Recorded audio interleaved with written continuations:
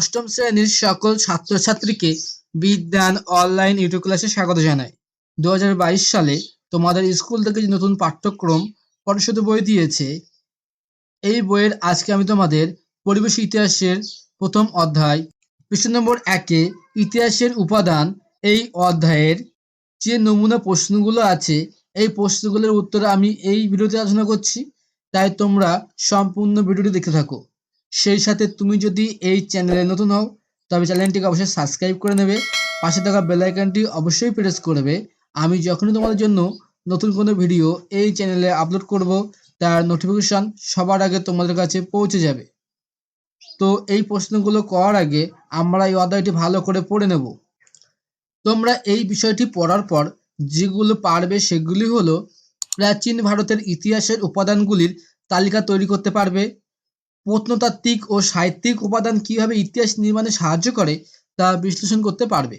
পুরনো দিনের কথা গুছিয়ে লেখা থাকলে সহজেই জানা যেত পুরানো সময়ের কথা, কিন্তু প্রাচীন ভারতীয় উপমহাদেশের ইতিহাস তেমন সাজিয়ে গুছিয়ে লেখা ছিল না। ঐতিহাসিক ও প্রত্নতাত্ত্বিকরা নানাভাবে সেই ইতিহাস জানার চেষ্টা করেন। হরেক উপাদানের টুকরো জুড়ে জুড়ে একটা গোটা ছবি তৈরি করেন। তবুও সবসময় ছবিগুলো পুরোপুরি তৈরি হয় না, কারণ উপাদানে ফাঁক থেকে যায়। প্রাচীন ভারতীয় উপমহাদেশের ইতিহাসের উপাদানগুলিকে মূলত 6টি ভাগে ভাগ করা যায়। তার প্রতিটির মধ্যে আবার নানান ভাগ আছে। নিচে তালিকা চাকাটি খেয়াল করো। এই যে ছবিটা তোমরা দেখতে পাচ্ছ, এই ছবিটা নিজেরা তোমরা ভালো করে দেখে নেবে। প্রত্নবস্তু কি? কখনো ধ্বংস হয়ে যাওয়া নগরের চিহ্ন, কখনো বা নানা পাত্র, শিলমোহর, মূর্তি, আবার মাটির পাত্রের গায়ে লেগে থাকা শস্যের দানা বা খোসা, কখনো মানুষ বা পশুর হাড়গোড়, কঙ্কাল, এগুলি প্রত্নবস্তু। এগুলি হলো প্রত্নবস্তু। প্রাচীন ভারতের ইতিহাস জানতে প্রত্নবস্তুগুলির গুরুত্ব বিরাট। এবার দেখো লেখ। প্রত্নবস্তুর পরে সবথেকে গুরুত্বপূর্ণ উপাদান লেখমালা। প্রাচীনকালে পাথর বা ধাতুর পাত্রে লিপি খোদাই করে লেখা হতো। সেই লেখাগুলি ভারতীয় উপমহাদেশের নানা জায়গায় পাওয়া গেছে। পাথরের গায়ে খোদাই লেখাগুলিকে শিলালেখ বলে। মৌর্য সম্রাট অশোকের লেখাগুলি লেখমালার শ্রেষ্ঠ নমুনা। আবার অনেক শাসকের গুণাগান লেখা হিসেবে খোদাই করা হতো, সেগুলোকে প্রশস্তি বলে। মুদ্রা। প্রাচীন ভারতের ইতিহাস জানার জন্য মুদ্রা কাজে লাগে। মুদ্রায় শাসকের নাম, মূর্তি প্রভৃতি খোদাই করা থাকে। অব্দও পাওয়া যায় মুদ্রায়। এর ফলে মুদ্রা থেকে নানা রকম তথ্য জানতে পারা যায়। শক কুষাণদের ইতিহাস তো তাদের মুদ্রা থেকে জানা যায়। শিল্পবস্তু।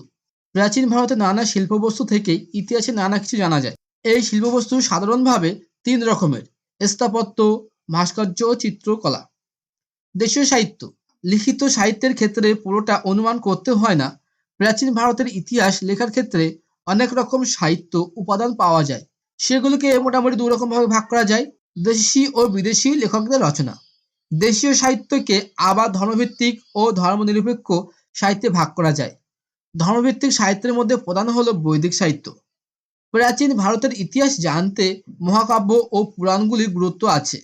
জৈন ও বৌদ্ধ ধর্মের নানা লেখাতেও প্রাচীন ইতিহাসের অনেক কথা আছে। ধর্মনিরপেক্ষ বিভিন্ন বিষয়ে লেখা নানা বই থেকেও প্রাচীন ভারতের ইতিহাসের উপাদান পাওয়া যায়। রাজনীতি, ব্যাকরণ, বিজ্ঞানের বইতেও সেই সময়ের সমাজ, রাজনীতি, অর্থনীতির কথা রয়েছে। পাশাপাশি কাব্য, নাটক, অভিধান, চিকিৎসা বিষয়ক বইতেও ইতিহাসের উপাদান পাওয়া যায়। বেশ কিছু জীবনীমূলক লেখাপত্রও প্রাচীন ভারতের ইতিহাস জানতে সাহায্য করে। বাণভট্টের হর্ষচরিত এমন লেখার একটি প্রধান উদাহরণ। বিদেশি বিবরণ। প্রাচীন ভারতের ইতিহাস লেখার জন্য 3 ধরনের বিদেশি বিবরণ খুব জরুরি: গ্রিক, রোমান ও চীনা। দূত ও পর্যটকদের বিবরণ। তবে বিদেশি সাহিত্যগুলির কয়েকটি সমস্যা আছে। বিদেশিরা ভারতীয় উপমহাদেশের সংস্কৃতি বুঝতেন না, ফলে অনেক কিছুই মানে বুঝতে তাদের ভুল হয়েছিল। তাছাড়া অনেক লেখার মধ্যে পক্ষপাতিত্ব ছিল। সপ্তম শ্রেণীতে তোমরা দেখেছ বিভিন্ন শাসকের আমলে তাদের রাজকবি, লেখক, ঐতিহাসিক, বিদেশি, ভ্রমণকারী বা স্বয়ং শাসকের লেখা থেকে সমকালীন বা অন্যান্য নানা তথ্য পাওয়া যায়। এছাড়া বিভিন্ন শাসকের রাজত্বকালে প্রবর্তিত মুদ্রাও ইতিহাস নির্মাণে সাহায্য করে। চীনা বৌদ্ধ পর্যটক সুয়াংজাং বাংলার প্রাচীন নগর কর্ণ সম্বন্ধে এসেছিলেন। সুয়াংজাং লিখেছেন যে এই দেশটি জনবহুল এবং এখানকার মানুষরা অত্যন্ত সমৃদ্ধ। এছাড়া তিনি থানেশ্বর, কনৌজ ও বারাণসীতে ব্যবসায়িক কাজকর্মের নানা রকম উল্লেখ করেছেন। কবি সন্ধ্যাকর নন্দীর পালরাজ রামপালের ছেলে মদন পালের শাসনকালে রামচরিত কাব্য লিখেছিলেন। রামচরিতের কাহিনী রামায়ণের গল্প অনুসারে লেখা হয়েছে। এতে কবি একই কথা দু রকম মানে করেছেন। তিনি একদিকে রামায়ণে রাম এবং অন্যদিকে পালরাজ রামপালের কথা লিখেছিলেন। লক্ষণ সেনের রাজসভার কবি জয়দেব সবচেয়ে বিখ্যাত সাহিত্যিক। তার গীত গোবিন্দ কাব্যের বিষয় ছিল রাধাকৃষ্ণের প্রেমের কাহিনী। লক্ষণ সেনের রাজসভার আর এক কবি ধৈ লিখেছিলেন পবনদূত কাব্য। এই যুগেও আরো তিনজন কবি ছিলেন, গোবর্ধন, উমাপতিধর ও শরণ। বল্লাল সেনের লেখা 4টে বইয়ের মধ্যে দানসাগর ও অদূসাগর বই দুটি পাওয়া গেছে। ইবন বতুতার লেখা থেকে মোহাম্মদ বিন তুগলাকের সময়ে যোগাযোগ ব্যবস্থার বিবরণ পাওয়া যায়। বতুতা লিখেছেন, ভারতে ডাকে চিঠিপত্র পাঠাবার দু রকম ব্যবস্থা আছে। ঘোড়ার ডাকের ব্যবস্থাকে উল্লাক বলা হয়।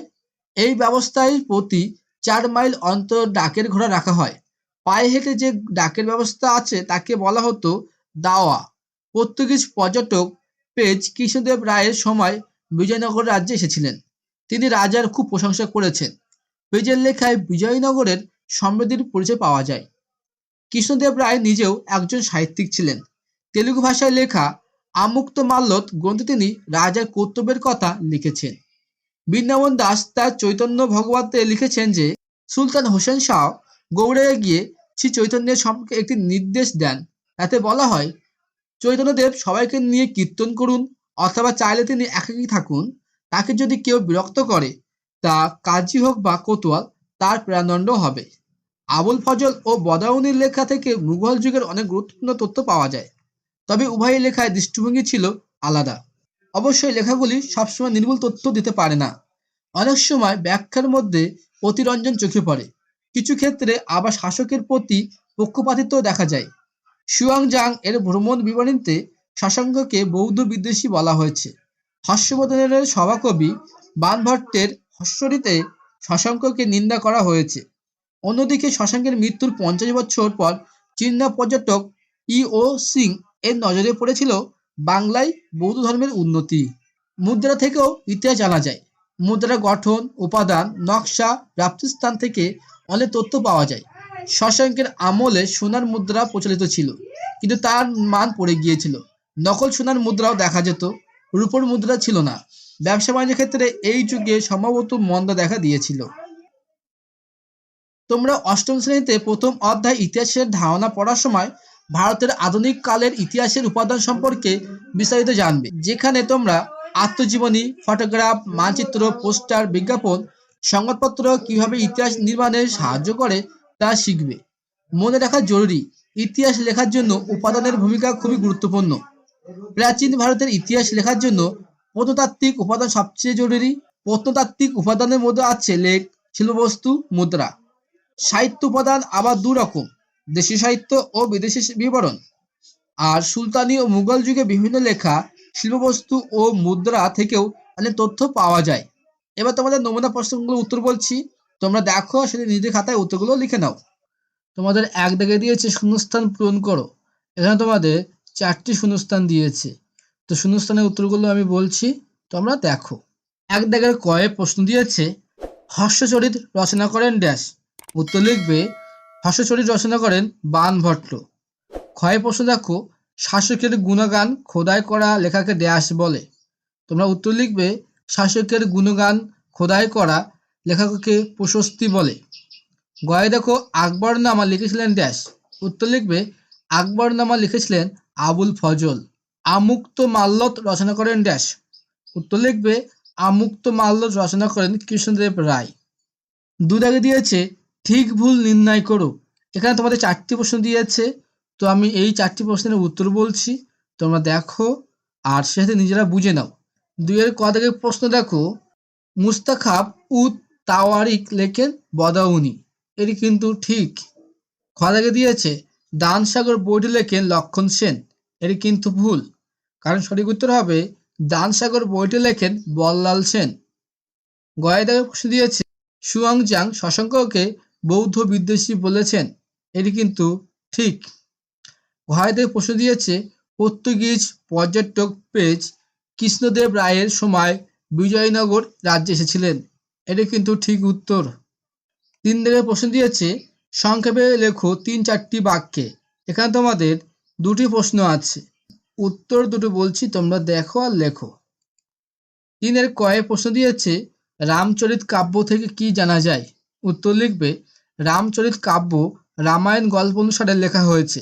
এই গল্প থেকে যে যে বিষয়গুলো জানা যায় তা হলো ক. খ্রিস্টীয় দ্বাদশ শতকের বাংলায় রাজনৈতিক প্রেক্ষাপট। খ. রামায়ণে অযোধ্যার বদলে এখানে রামপালের রাজধানী রমাবতীর কথা জানা যায়। গয়ে রামপালের বরেন্দ্রভূমির উদ্ধার কাহিনী জানা যায়। ঘ. রামপালের সন্তানদের সাহায্যে কৈতব্যদের হাত থেকে তার পিতৃভূমি উদ্ধার। উমাদাগে এছাড়াও বরেন্দ্রভূমি ও চারপাশে এলাকার নদ নদী গাছপালা ফসল ফুল ফল ইত্যাদি সম্পর্কেও জানা যায়। হয় প্রশ্ন দিয়েছে দেখো আবুল ফজল ও বদাউনির লেখা কিভাবে মুঘল যুগের ইতিহাস রচনায় সাহায্য করে? উত্তর লিখবে আবুল ফজল ও বদাউনির লেখা থেকে মুঘল যুগের অনেক গুরুত্বপূর্ণ তথ্য পাওয়া যায়। আবুল ফজলের লেখা আকবরনামায় তিনি আকবরের প্রশংসা করেছেন। বদাউনির লেখা মুনতাখাবুত তাওয়ারিখে সেই সময়ের ইতিহাসের সমালোচনা পাওয়া যায়। এই লেখাগুলি সবসময় নির্ভুল তথ্য দিতে না পারলেও মুঘল যুগের ইতিহাস রচনার অনেকখানি সাহায্য করেছে। তো ভিডিওটি এই পর্যন্ত। ভিডিওটি সম্পর্কে কোনো মতামত থাকলে তোমরা নিচে কমেন্ট বক্সে অবশ্যই জানাতে পারো। সেই সাথে তুমি যদি এই চ্যানেল নতুন হও তবে চ্যানেলটিকে অবশ্যই সাবস্ক্রাইব করে নেবে। দেখা হচ্ছে নতুন কোনো ভিডিওতে। সেই পর্যন্ত তোমরা সব